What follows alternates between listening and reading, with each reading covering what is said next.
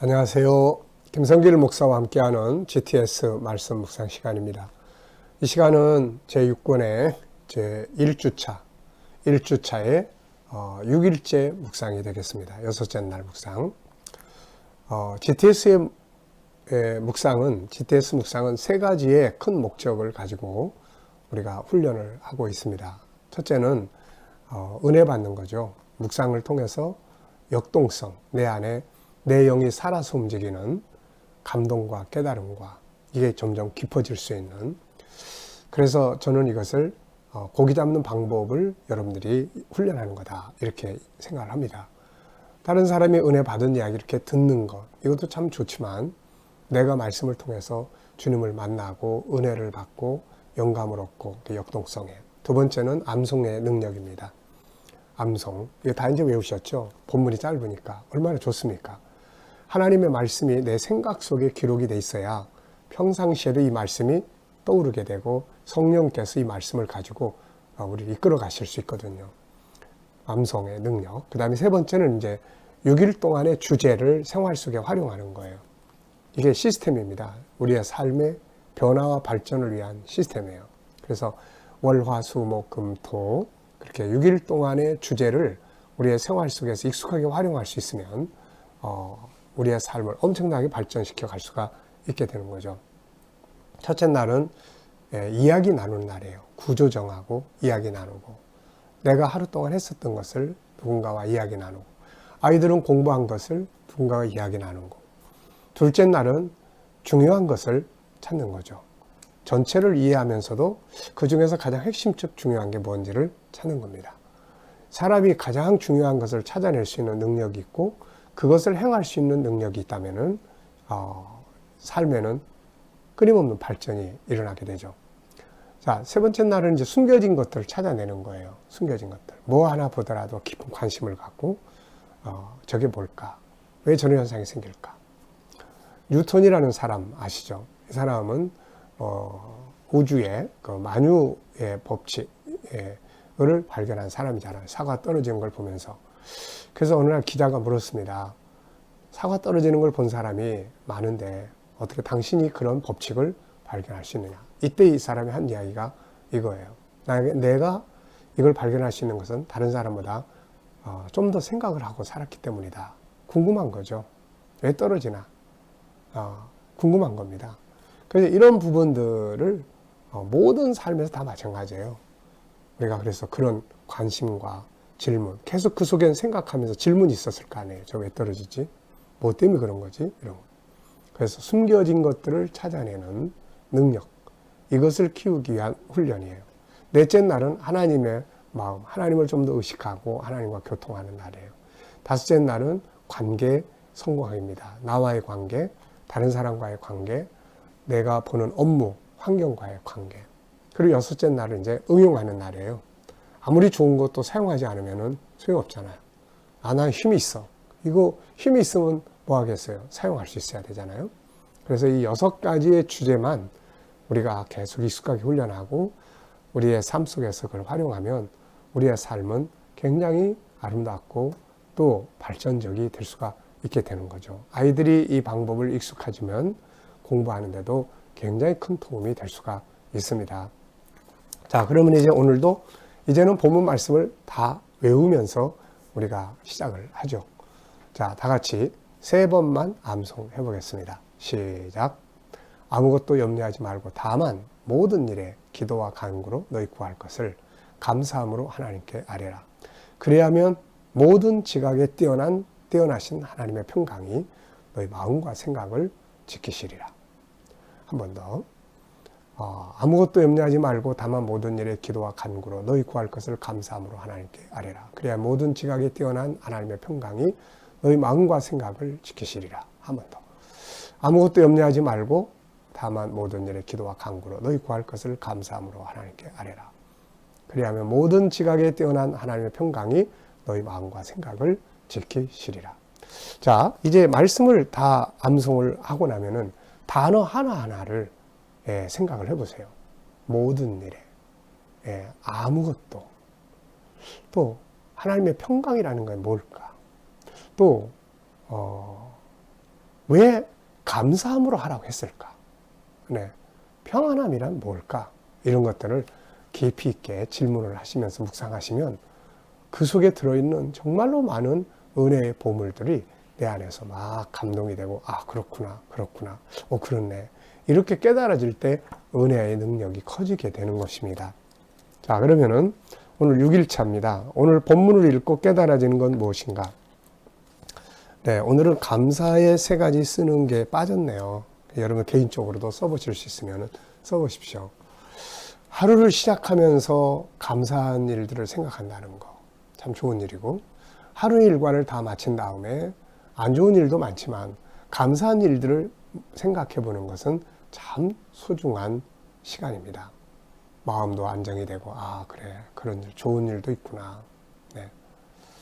예, 저는 어제도 이제 우선 건강하게 하루 시작할 수 있었고, 또 기도로 시작할 수 있었고, 묵상으로 시작하고, 네, 그리고 또 이제 하루에 일과 속에서도 또 그런 많은 일들이 있었지만은, 또 성도들의 그런 아픔의 현장도 있었지만, 그런 일들을 내가 이렇게 도와줄 수 있는 것, 위로할 수 있는 것도 감사하고, 어제 저녁에 또 찬양 집회, 그 속에서도 감사하고, 참 감사한 게 정말 많습니다. 네. 자, 오늘도 이제 하루를 시작하면서 이렇게 묵상으로 시작한다는 게 이게 얼마나 감사한지 모르겠어요. 묵상은 내 마음에 안정감을 주지 않습니까? 자, 이렇게 믿음으로 살아가면 오늘 하루도 보나 안 보나 좋은 삶이 되리라 저는 믿습니다. 네. 그것 때문에도 감사하고요. 자, 이제 오늘 본문을 읽고 깨달아지는 건 뭔가? 네, 깨달아지는 것. 아마 많을 거예요. 저는 계속해서 염려하지 마. 염려하지 말고 대신 기도와 간구해. 대신 기도와 간구해. 이거 하나만 확실하게 딱 못 박혀도 참 우리의 삶이 승리할 수 있어요. 근데 거기다가 감사함으로까지 합치면 이것도 또 아주 정말 세상 말로 곱빼기로 행복해지게 되는 비결이죠. 그 다음부터 이제 거기까지는 우리가 할 일이에요. 거기까지는. 그 다음부터는 하나님 이제 일을 하세요. 하나님이 막 일하시니까 우리에게 주어지는 놀라운 일들이 벌어지는데 그게 바로 하나님이 주시는 평안함이에요. 하나님이 주신 평안과 사람이 주는 평안은 좀 다르죠. 하나님이 주시는 평안은 문제를 해결해 주는 평안함이에요. 문제를 파도 바람과 바다를 잔잔케 해주시는 평안함. 또 환난과 핍박 속에서도 마음의 여유가 있어요. 감사함으로 그 이길 수 있는 평안함. 이게 얼마나 놀라운 평안함들입니까? 자, 2번입니다. 오늘 본문 속에서 나와 관계된 건 무엇인가? 하나님의 평안이 내게 있다는 것이 감사하죠. 그 다음에 관계를 맺어야 할 것은 염려할 일이 있어도 염려하지 말고 기도하고 간구하고. 네. 이거 꼭 우리가 관계 맺어야 돼요. 염려할 일이 있으면 빌립보 4장 6절로 7절이 딱 응용이 돼야 되겠죠.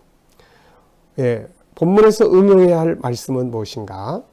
네, 전체가 다 응용을 해야 되겠죠. 염려하지 말고 대신 기도와 간구하고 하되 감사함으로 하는 것. 이게 아주 그냥 우리 뼛속 깊이까지 새겨지면 좋겠어요. 여기에 무슨 설명이 필요하겠습니까? 본문을 보면서 반성해야 될 부분, 반성해야 될 부분이 있다면은 감사함으로 더 많이 못했던 부분들이 있는 것 같아요.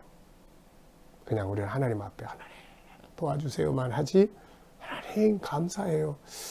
이 감사함으로 기도한다는 게 이게 참 쉬운 일은 아닌 것 같습니다.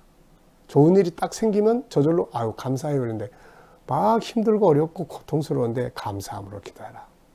이게 이제 믿음이거든요. 이게 그 순종하는 거예요. 자, 본문을 비교해 볼 때 잘하고 있다고 생각하는 것. 그래도 100%는 아니지만은 대체적으로 본문에 맞도록 이렇게 어려운 일이 생기면 고민도 하지만 그 다음에는 기도하는 자리로 나아가는 것. 이런 거는 그래도 잘하는 일 같습니다. 자, 이 질문을 항상 넣는 이유가 있다고 그랬죠. 자기의 잘못된 것만을 늘 생각하고 자기를 학대하지 않도록 사람은 아무리 못한다 해도 잘하는 게 있거든요. 그 잘하는 거를 자꾸 키워주면 나중에 잘하는 일이 더 늘어날 수가 있게 되는 겁니다. 이게. 네. 잘하는데도 불구하고 난 왜 이렇게 못해 그러면은 이 못하는 것이 점점점 더 커져요. 이게. 네. 자, 세 번째입니다. 현재 나에게 있는 염려되는 일들은 무엇인가? 어떻습니까? 여러분들에게 현재 이렇게 걱정스러운 일, 염려되는 일, 혹시 그것 때문에 잠 못 이루고 있는 일들, 이런 것들이 혹시 있는 분들은 진짜 이 말씀대로 꼭 이렇게 순종을 해보시기 바랍니다. 그리고 그 결과가 어떻게 나타나는지를 여러분들이 체크해 보시면 하나님의 말씀은 절대 거짓됨이 없거든요. 네. 본문에 순종한다면 염려 앞에서 어떻게 해야 한다고 생각하는가? 본문대로 해본다면은 염려스러운 일들이 생기면은 기도하러 가는 거죠. 그 다음에 기도와 간구는 비슷하지만 간구는 좀 더 간절하게 구하는 거죠. 좀 더 간절하게, 아주 간절하게. 네. 그래서 평범한 기도보다도 좀 더 염려가 커면 클수록 좀 더 간절히 간청하는 그런 기도가 필요하죠. 네. 문제는 큰데 너무 마음에 여유가 있어버리면 간절한 기도가 안 되잖아요. 그리고 이제 감사함으로 기도하는 거죠. 이 감사. 이게 참 기가 막힌 거예요. 감사. 왜 하나님이 감사라고 하셨을까? 시편 51편 23절에 보면 50편이에요. 시편 50편 23절에 보면 그 이유가 설명되어 있어요. 감사로 제사를 드리는 자가 나를 영화롭게 하라니 내가 그에게 나의 구원을 보여주겠다. 하나님이 일하시는 방법이에요. 이 감사가. 원망과 불평은 하나님이 떠나버리시는 길이고 감사는 하나님이 일하시게 하는 방법이에요. 그러니까 감사하는 곳에 하나님 역사를 하는 거죠. 그리고 합력해서 마침내는 선을 이루게 돼요. 감사하다 보면은 어떤 일도 나중에 보면은 감사하게끔 만들어집니다. 합력해서 선을 이루게 되는 거죠. 감사하는 능력입니다. 자, 염려되는 일 속에 있는 감사한 요소들은 뭔가? 5개 이상 써보자. 여러분들이 만약에 지금 어려운 일들, 염려스러운 일들이 부딪혀 있다면 그 속에서 감사할 걸 한번 찾아보세요. 그 속에서. 네. 저는 5개, 보통 염려스러운 일들이 부딪힐 때 가질 수 있는 장점 5개를 이렇게 적어봤어요. 하나는 기도하게 만드는 장점이 있고, 두 번째는 사람을 겸손하게 만들어요. 이 어려운 문제가 생기면 머리 숙여지게 되고 겸손하게 만들어요. 그리고 마음을 비우게 만들어요. 마음을 비우게 만들고, 또 한 부분은 나의 능력을 발전하게 만들어요. 그걸 해결하려고 하다 보니까 생각도 많이 하게 되고 그 속에서 전에 개발하지 못했던 재능도 발전하게 되고, 그리고 마지막에는 우리 믿는 사람들은 로마서의 8장 28절 이게 아주 딱 이루어지잖아요. 합력해서 선을. 그러니까 염려스러운 일이지만 그 속에는 장점을 찾아보면 굉장히 많다는 것을 꼭 기억을 하시고, 염려와 싸워서 이기는 방법 중에 하나가 바로 이 장점들을 찾아내서 그 장점과 친해지는 일입니다. 그러면 우리가 승리하게 돼요. 요셉 많이 이야기하잖아요. 애굽으로 노예로 팔려갔어요. 근데 그가 성공했습니다. 이유는 그 노예 생활 속에서 부딪혀 있는 이 염려스러운 현실들 속에서 좋은 점들, 장점만 찾아서 그 장점과 친해졌던 거죠. 수용할 줄 알고 하나님의 뜻이 뭔지를 찾아내고 하나님 날 보냈다는 것을 알게 됐고, 그리고 그 속에서 자기 능력이 개발되기 시작하는 거예요.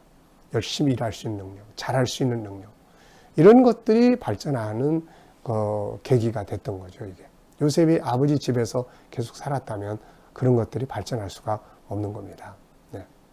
신앙생활도 아버지의 신앙을 그냥 가지고 사는 거지 자기의 신앙이 될 수가 없는 거죠. 근데 애굽으로 팔려가면서 신앙이 우선 하나님과 자기와의 관계가 이제는 아버지를 통해서가 아니라 직접 자기와의 관계가 되는 거예요. 이게 아주 중요한 거죠. 나의 염려가 가족들이나 다른 사람들에게 어떤 영향을 미치는가? 이것도 전염병과 같아요. 이게. 그래서 한 사람이 그냥 염려하고 고민하고 속상해하고 그러면 분위기가 다 냉랭해지게 되고 눈치 보게 되고 스트레스를 막 풀다 보니까 다 스트레스 전염이 되고 이렇게 되는 거죠. 반대로 내가 만약에 염려스러운 일들 앞에서도 이 말씀대로 감사하고 기도하고 그리고 담대하고 막 이러면은 주변 가족들이 그 영향을 받아요. 자녀들은 그걸 보고 배웁니다.